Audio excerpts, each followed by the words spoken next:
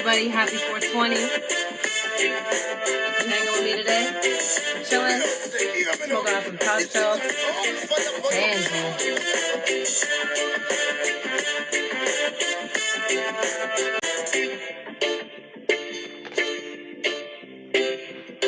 Want some real positive vibes in the house today, you know what I mean? Just chilling, feeling kind of happy.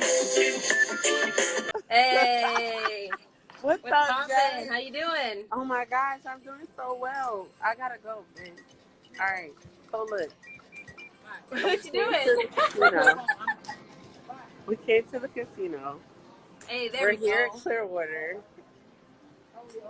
Took the ferry over to Clearwater.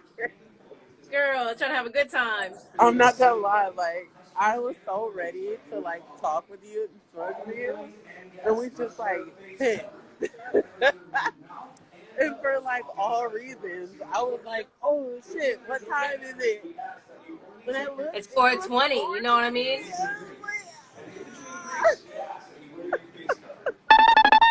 Some nice view. One of the many, I guess, amenities of living in Seattle. We were able to take the ferry to Bainbridge, and so we're at Clearwater right now. So nice. Let's see what we're gonna do. I'm gonna let you choose today. My top shelf. When I tell you, I have so much top shelf. Like the purple lemon haze was on for me. The whole packaging was on for me. I have I have two. I bought 2 ounces because I wanted both of the beer pilsners. Let's be clear. I have the mug, I have the shot glasses, I have it all. It was beautiful, and so thank you, Top Shelf. Hell yeah! Shout out to Top Shelf. What strain you smoking? It's tangy. I don't have any tangy, so I have some secret gelato by Oleum. That's. I have some mimosa by Blue Rose, but this is for breakfast in the morning, and I'm gonna top it with some head snapper. I'm not sure if you're familiar, but so we're gonna make mimosas and smoke mimosa tomorrow morning, and then watermelon OG. So today with you we can do some watermelon OG, or matter of fact, let's just do the watermelon OG. How about it? Can you hear me okay? Everything cool? Everything is perfect. I see you in real time and all kind of shit. That's what's up. That's what's up. I'd hope so. I put in some money on this equipment, so I hope it works out. Oh, yeah. You're doing your whole thing. Yeah, it's pretty amazing. It's pretty amazing, you know? Once America gives you some free time, who knows what you could do? I mean, let me tell you. I set goals and achieved them that I didn't even know I had those goals. Yep. I appreciate it. Yeah, I know. I needed the time. Hell yeah. The revamp world got to the slow brain down for us to get to the top. It was moving too fast. It was moving way too fast. Mean, shit, you know. So you grew up in the South, huh? And then Seattle's where it's at? For sure. Well, I grew up in the South in Atlanta, and it was cool. The first 6 years I grew up in North Carolina with my mom, my grandma, and my mom passed on. And her words before she went to surgery was, if anything happened with her, to send me with my dad. So something did happen to her, and I had to go live with my dad in Georgia. And wow, like what an education. It was cool. I actually lost him at 12, when I was 12. So that was interesting as well. No, it's cool. But in the 6 years I had my mom and six years I had my dad, they really, really taught me everything I needed to know for this life, as far as being an entrepreneur, being educated, you know, knowing what you want. My father's birthday is the day before mine. So it was almost his birthday present, but I needed my own surprise. So here I am, October 5th, Libra baby. And just super sure of things and well balanced, and I really appreciate the foundation that they laid. But yeah, so either way, speed up short story. I got into my niche. I've been doing it for about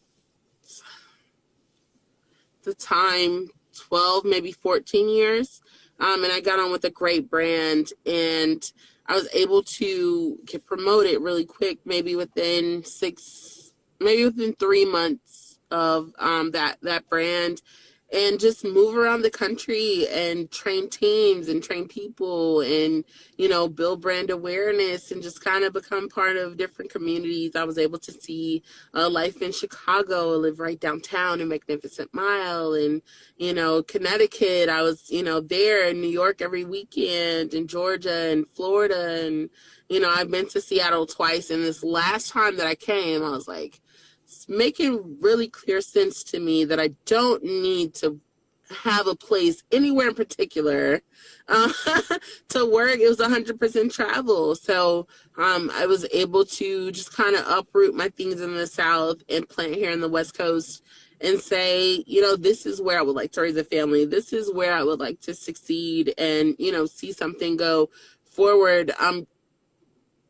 In the South and just East Coast, South in general, it's not many opportunities, and everyone looks like me, everyone is me. So we are very selective as far as, who gets what.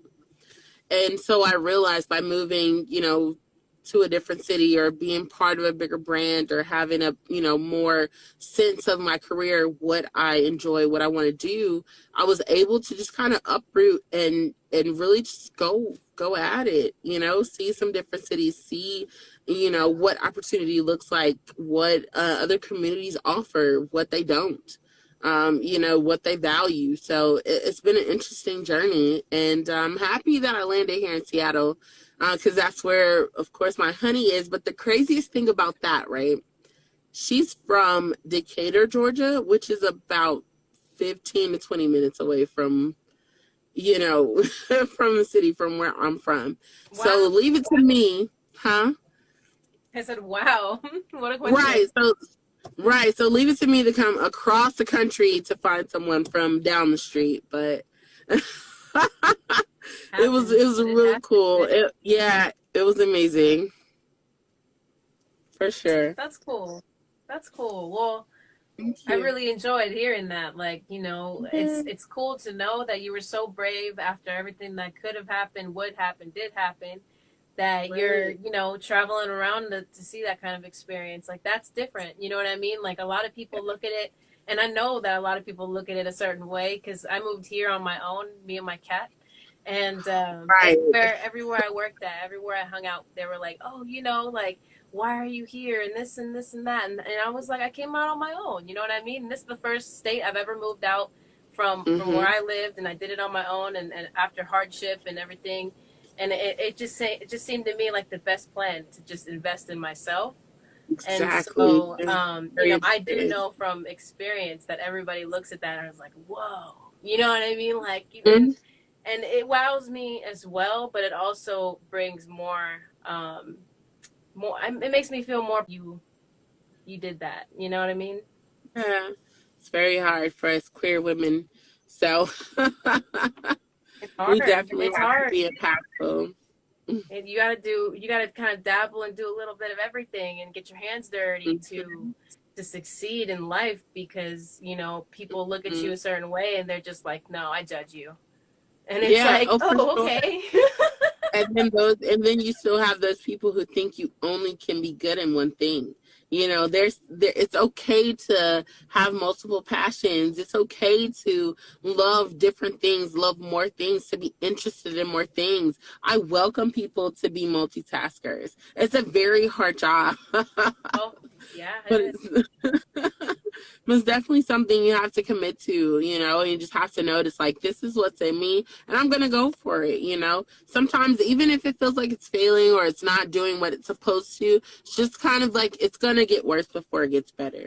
That's how I always think of it. And also, just law of averages, you know what I mean? If I ask everyone, someone is going to say yes. And it's really just that yes that you hear, that it's going to change your life, that's going to change your outlook, your perspective, and just that experience that you get to have as a human being, you know. So I'm just very grateful, for sure. Well, I'm really glad. And again, this connection that we made, you know, we're going to talk way more about the things that you dabble in, that you work on, and that you're trying to Sure. move up in life with, for sure.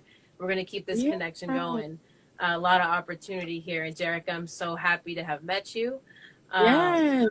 This is an amazing experience all in its own, being in a pandemic, and while the world is Yeah. kind of falling a little bit in front of our eyes, it's good to know that there are people like you that still have a smile on their face, that are still Yeah. making change, and you know, bringing along others with that. So thank you so I much. love it. Yes, it's my pleasure.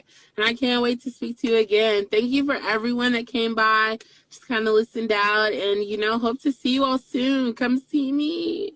I'm at Seattle Cannabis Co. So, you know, just come and see me off Othello and Rainier. And we would love to see some new faces and just, you know, get you some good flour. They're gonna take Yeah. care of you, man. They're gonna take care of you. And we're gonna Yeah. keep the promoting thing going. This game is never over. So we're gonna see Never. everybody that's on here later on. Trust. All right, then. Take care. Yeah. Okay.